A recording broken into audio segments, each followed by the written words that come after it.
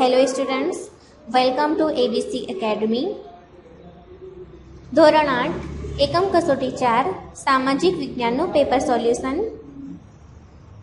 પેપરમાં આપણું પહેલું પ્રશ્ન છે, નીચે આપેલા જોડકાના અ વિભાગને વ વિભાગ સાથે જોડો. અહીંયા અ વિભાગમાં સવાલ છે, આપણે સાચા જવાબ સાથે બ વિભાગમાં જોડવાનું છે. પહેલું છે ભૂકંપ, એનો જવાબ આવશે ડી. ભૂસપાટી એકાએક વેગથી ધ્રુજી ઉઠે છે. બીજું છે ત્સુનામી, એનો જવાબ આવશે એ. સમુદ્ર સપાટી પર ખૂબ શક્તિશાળી મોજા ઉત્પન્ન થાય છે. નંબર 3 છે પૂર, એનો જવાબ આવશે ઈ. નદીમાં એકાએક ધસમસતો પાણીનો પ્રવાહ. ચોથું છે ભૂસ્ખલન, એનો જવાબ આવશે બી. ભૂમિ પ્રદેશનો ઉપરનો ભાગ નીચે તરફ ખસી જાય છે. નંબર 5 વાવાઝોડું, એનો જવાબ આવશે સી. હવાનું તોફાન ઉદ્ભવે છે. વિદ્યાર્થીઓ, આપણો પ્રશ્ન નંબર 2, નીચેના પ્રશ્નોના ટૂંકમાં ઉત્તર આપો. એનો પહેલો સવાલ છે, જ્વાળામુખી વિસ્ફોટ થવાના 2 કારણો જણાવી તેના 2 ફાયદા જણાવો. આપણો જવાબ છે, પહેલા છે કારણો. પહેલું કારણ પૃથ્વીના પેટાળનું તાપમાન. બીજું વાયુ અને વરાળનો ઉદ્ભવ. ત્રીજું પ્રવાહી મેઘમાની ઉત્પત્તિ. આ બધા કારણો છે જેનાથી જ્વાળામુખી વિસ્ફોટ થાય છે. હવે ફાયદા. 1. લાવા પથરાતા જમીનની ફળદ્રુપતા વધે છે. નંબર 2, જ્વાળામુખી ઢોળાવો ઉપરની પેટાશયુક્ત માટીમાં મબલક પાક લઈ શકાય છે. આ ફાયદા છે જ્વાળામુખી વિસ્ફોટના.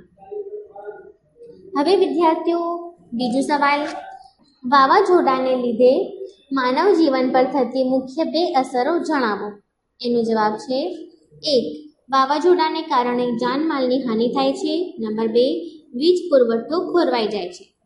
હવે ત્રીજો સવાલ, નદીમાં પૂર આવવાના મુખ્ય કારણો જણાવો. આપણો જવાબ, પહેલું કારણ છે, ચોમાસામાં જો નદીના ઉપરવાસમાં ધોધમાર વરસાદ પડે તો પૂર આવે.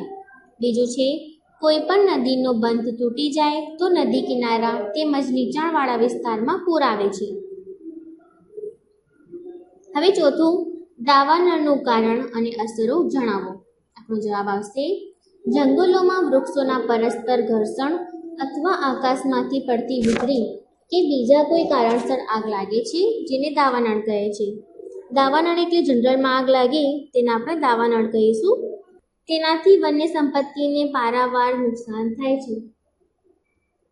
હવે પ્રશ્ન 3a, અંગ્રેજ શાસનની ભારત પર થયેલ અસરો કૌંસમાં આપેલ છે, જેનું વર્ગીકરણ કરો. અહીંયા કૌંસમાં તમને અસરો આપેલી છે કેટલીક, એનું વર્ગીકરણ કરવાનું છે. આર્થિક અસરોમાં આવશે, ખેડૂત વર્ગ પાયમાલ થયો અને લાખો કારીગરો બેકાર બન્યા. સામાજિક અસરોમાં આવશે, ગ્રામ સ્વરાજ્યની પ્રથા નાશ પામી અને અંગ્રેજી કેળવણીની શરૂઆત થઈ. હવે પ્રશ્ન 3b વિદ્યાર્થીઓ, બ્રિટિશ શાસનના સુધારાઓ રાષ્ટ્રવાદના ઉદ્દેશ માટે આશીર્વાદરૂપ બન્યા. આ વિધાન સમજાવો. આપણો જવાબ છે નંબર 1, અંગ્રેજોએ ભારતમાં જે કોઈ સુધારા કર્યા તે આમ તો પોતાના માટે હતા, પણ પાછળથી ભારતના લોકો માટે ઉપયોગી બન્યા. નંબર 2, 1834માં મેકોલે એ અંગ્રેજી કેળવણીનો પાયો નાખ્યો. નંબર 3, 1853માં રેલવેની શરૂઆત થઈ.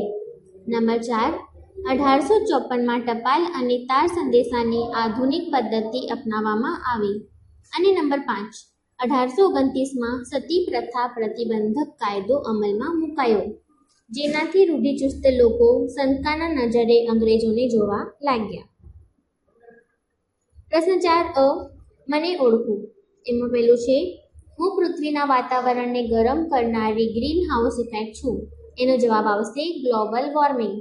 નંબર 2, હું કોઈ પણ પ્રદેશની તાપમાન, ભેજ અને વરસાદની ટૂંકા ગાળાની સરેરાશ સ્થિતિ છું. આપણો જવાબ આવશે હવામાન.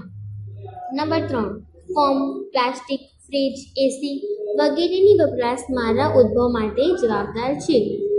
આપણો જવાબ આવશે ક્લોરોફ્લોરોકાર્બન. પ્રશ્ન 4b વિદ્યાર્થીઓ, ગ્લોબલ વોર્મિંગની અસરના કારણે જલાવરણને થયેલ નુકસાન જણાવો.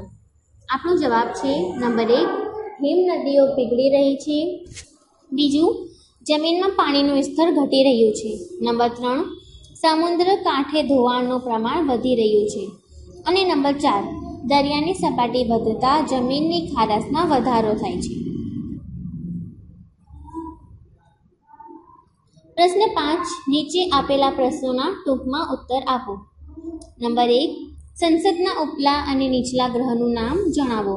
આપણો જવાબ છે ઉપલો ગ્રહ એટલે રાજ્યસભા અને નીચલું ગ્રહ એટલે લોકસભા. નંબર 2.